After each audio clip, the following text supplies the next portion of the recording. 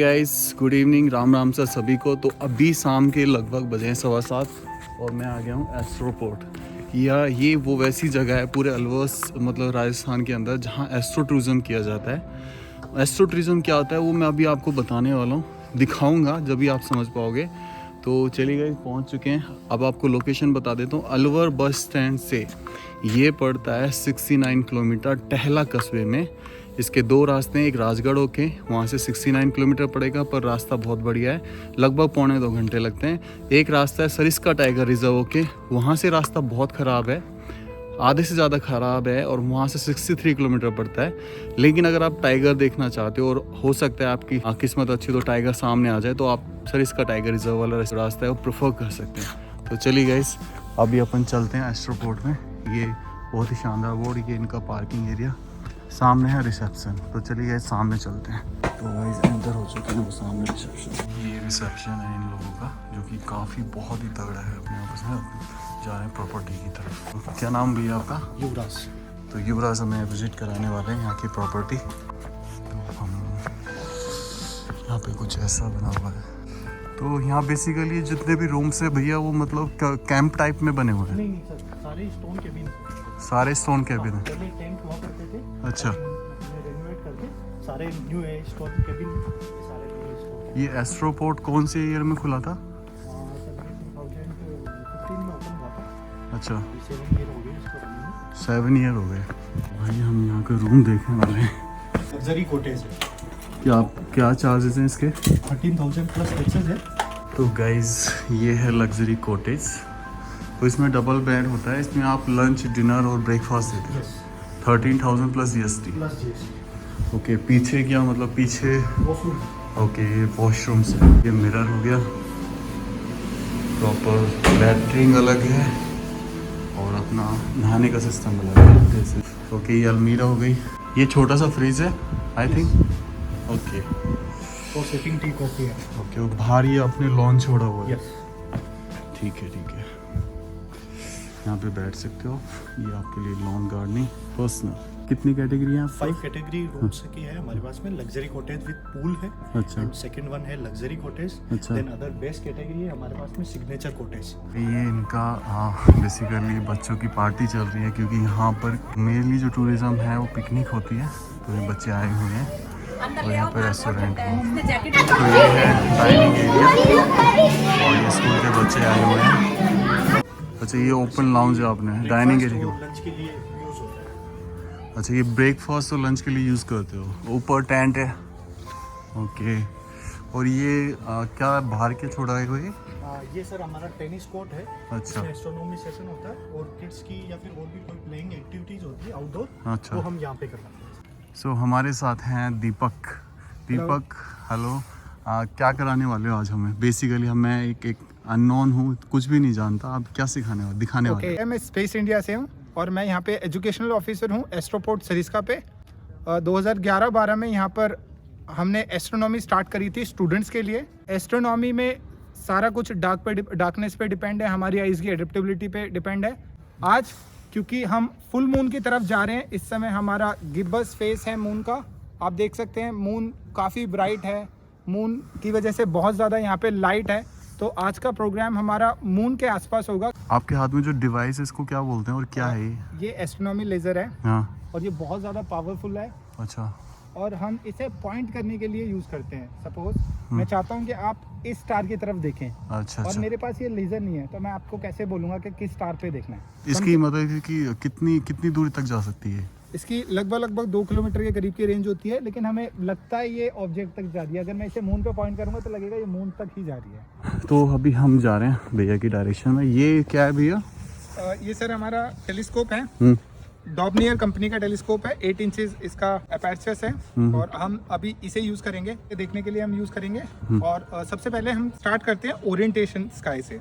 हम सब लोगों को पता है कि पोल स्टार की हेल्प से हम डायरेक्शन का आइडेंटिफिकेशन करते हैं। पर पोल स्टार के रिगार्डिंग कुछ मिथ हैं। जैसे कि पहली चीज, पोल स्टार बहुत ज्यादा ब्राइट स्टार होता है।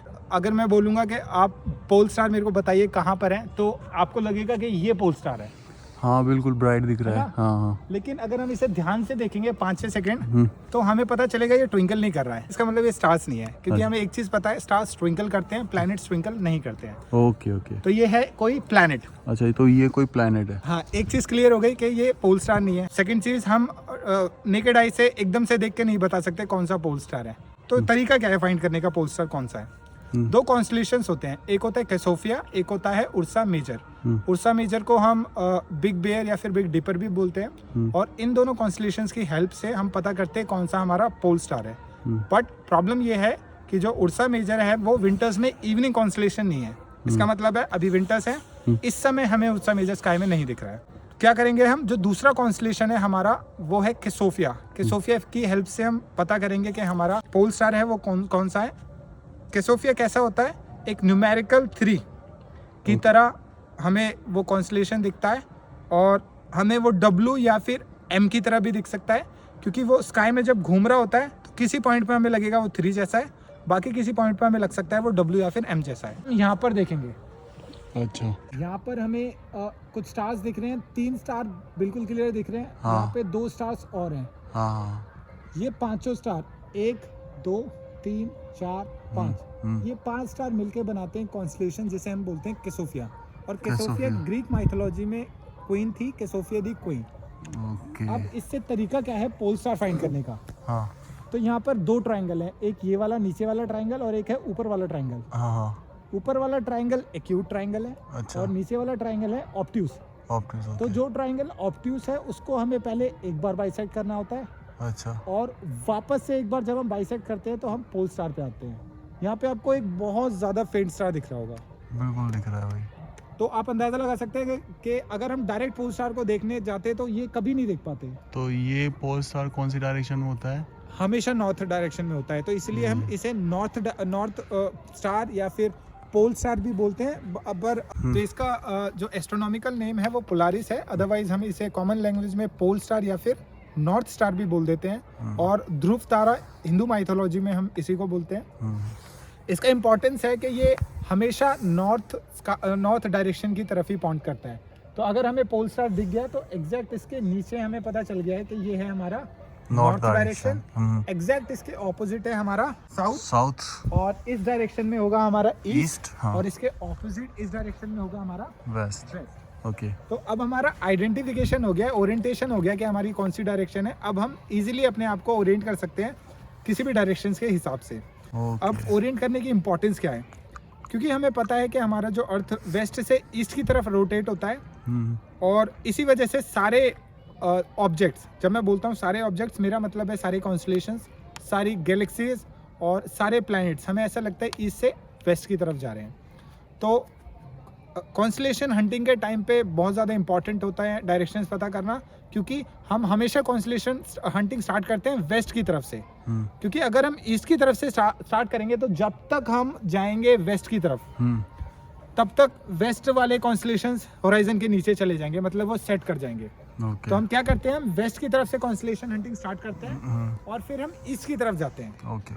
इस वजह से हमारा डायरेक्शन ओरिएंटेशन होना बहुत ज़्यादा इंपॉर्टेंट होता है। अपने टेलीस्कोप से मून को ऑब्जर्व करेंगे।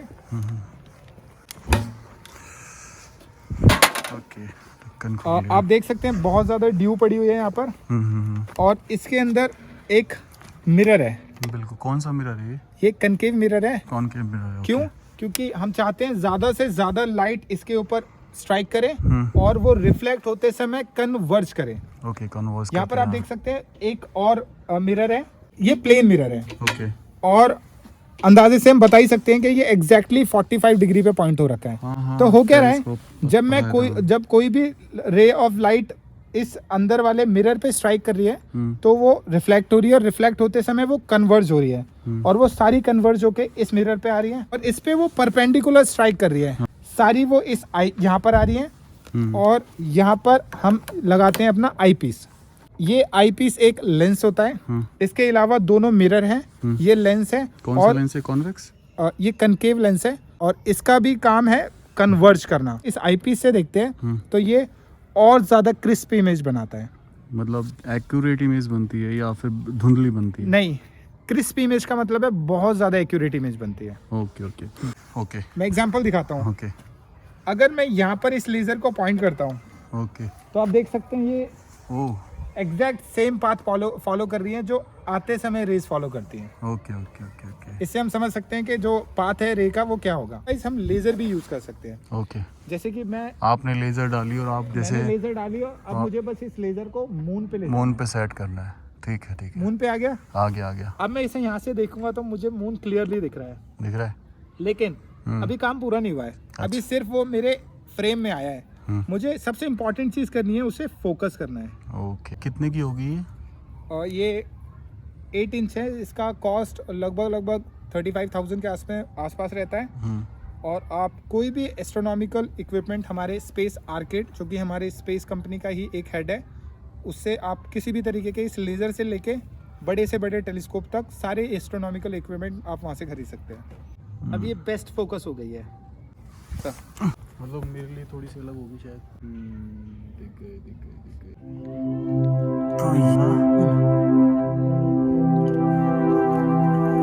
ये इस पे ज़्यादा फोकस हो रहा है।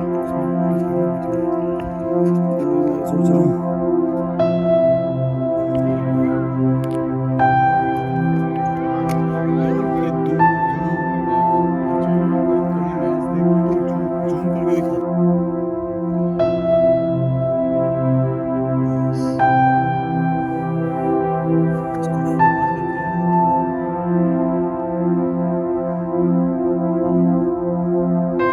तो गाइज अब हम देखने वाले हैं चंद्रमा के बगल में आपको बहुत ब्राइटेस्ट तारा दिख रहा होगा। इसको हम देखने वाले हैं सेल्को। ठीक है, ये है हमारा प्लैनेट।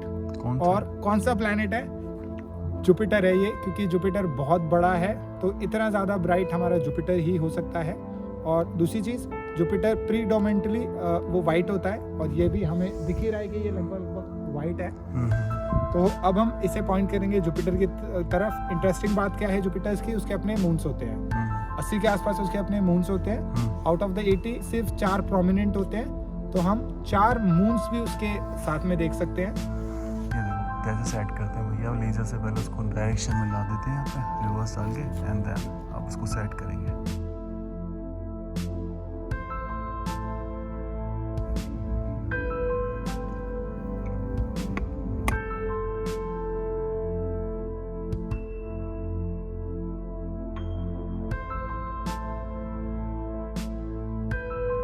ये चंद्रमा हमने अभी बृहस्पति देखा, जुपिटर।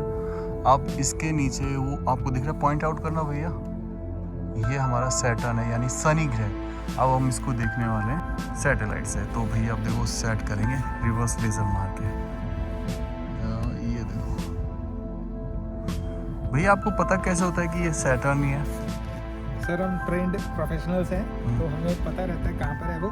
दूसरी चीज़, अगर मैं नॉर्मल लोगों के लिए बोलूँ तो आप यहाँ पे कोई ब्राइट स्टार जैसा कुछ देख सकते हैं। इसे ऑब्जर्व करेंगे ना ध्यान से 5-10 सेकंड के लिए, आपको दिखेगा ये वाइट नहीं है, ये थोड़ा सा ऑरेंजिश है। अच्छा। और स्टार्स वाइट होते हैं इस वजह। ऑरेंजिश शनि का कलर होता है। हाँ, ऑरेंज कलर की वजह से पहचाना जी, कलर की वजह से नहीं बोलता। ओके। शनि के बारे में स्पेशल बात होती है कि उसकी रिंग होती है। जुपिटर की भी रिंग होती है पर वो हमें दिखती नहीं है। सैटर्न की रिंग हमें काफी क्लियरली दिखती है, जो कि अभी हम देख भी सकते हैं। ओके।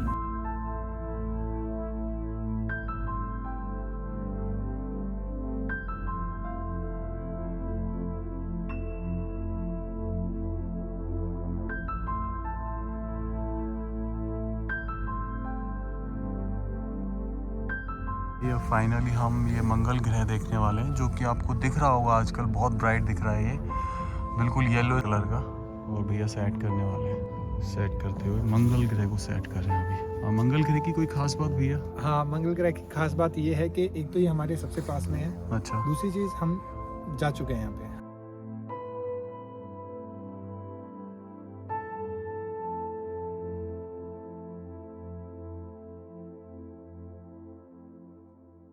गाइस सेशन ओवर हो गया है। कैसा लगा आपको? आपने देख लिया होगा सेट शनि ग्रह, बृहस्पति ग्रह, मंगल ग्रह, चंद्रमा बहुत करीब से सैटेलाइट के ज़रिए। तो फर्स्ट टाइम अगर आपको ऐसा टूरिज़्म अगर करना है तो राजस्थान के अंदर बता दूँ, अलवर सिटी से 69 किलोमीटर एक टहला कस्बा पड़ता है। वहाँ पर ये एस्ट्रोपोर्ट रिसोर्ट है, तो आप आ सकते हैं। वहाँ पर आपको मिलेंगे ये सर जो कि स्पेस इंडिया से यहाँ आए हुए हैं स्पेशली हमें ये ब्रह्मांड के बारे में जानकारी देने के लिए। तो इस ब्लॉग को यहीं एंड करते हैं। होप सो आपको पसंद आया हो और इसको उतना शेयर करना कि हर किसी के पास ये नॉलेज पहुँच जाए। मिलते हैं फिर आपसे नेक्स्ट ब्लॉग में, तब तक के लिए see you later guys. Ram Ram sir सभी को।